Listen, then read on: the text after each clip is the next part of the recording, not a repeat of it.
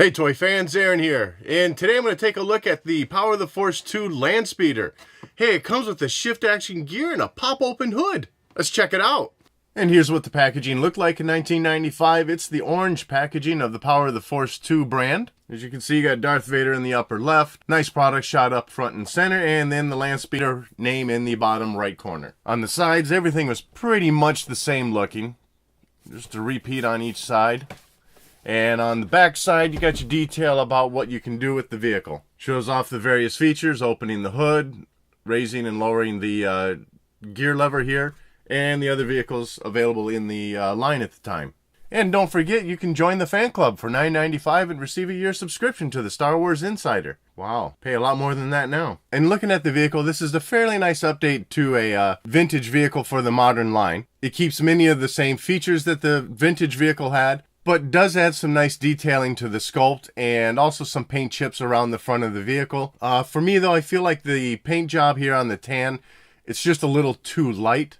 I think it was a little bit darker in the movie, but overall it's still a nice looking vehicle, and we certainly received a couple updates to this vehicle in 2002 and then 2011 that really brought this vehicle to life in a much better fashion. Going a little bit closer for some of those detailing. On the vintage release, I don't think you had any of these panels missing.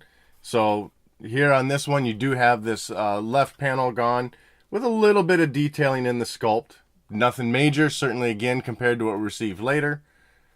But still a nice addition to a vehicle that we didn't have shown before. For the engines on the back, you do have this nice little dirt wash at the front edge of each of these. Not much for detailing or painting along the backside, just this little whatever you want to call here. As I mentioned earlier on the paint job, you do have some scratches through here. Fairly nice looking. Nothing is overly detailed that we would receive later in the line, but for the time, again, pretty nice looking and a nice addition to this vehicle. As on the vintage one, I don't believe it showed any wear and tear in the paint job. Nice silvering along here, getting a little different color in the front. This vehicle, you do have this little detail here that is in later releases where I think it's even painted black, but not the little like radar thing or something that was sticking on the hood somewhere on this side. That did come on the later vehicles. And then as far as the inside of the cockpit here, don't know if I can show this off so well, but you got a run of stickers along here and along that side. And then down here along the center console. I can't remember if those were applied by myself or if the factory did that. I would think the factory did. I certainly don't. Maybe. I don't remember. That was a long time ago. Another carryover feature from the vintage vehicle is this pop-up hood. Here you push in the button in the front and you can lift this up. Little engine compartment there, stickering in there. It was never seen in the movie, but just a little added play feature, I suppose. And then finally, you got this gear shifter here, which will raise and lower these wheels at the bottom. So giving it a little pull back and setting it in that little indent there, raises those wheels up. Of course, it rolls very nicely, and I like the added bounce that you have, as it was, you know, just makes it look like it was hovering a little bit more. So nice action there with the wheels. 3 of them spin nice and easy.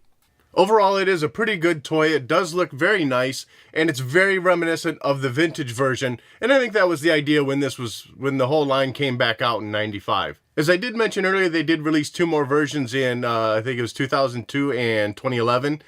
I would have done them all at once here today, but unfortunately, I found out that I do not have an opener of the vintage collection version from 2011. I just bought the one. It's still mint in its box.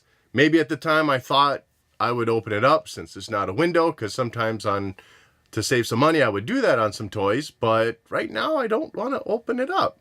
So I'll keep looking for an opener, and then I'll do a review of those 2 versions of the Landspeeder, since they're basically the same vehicle but just different paint jobs. Alright, let me know your thoughts though on this POTF2 Landspeeder in the comment section below. And as always, thanks for watching.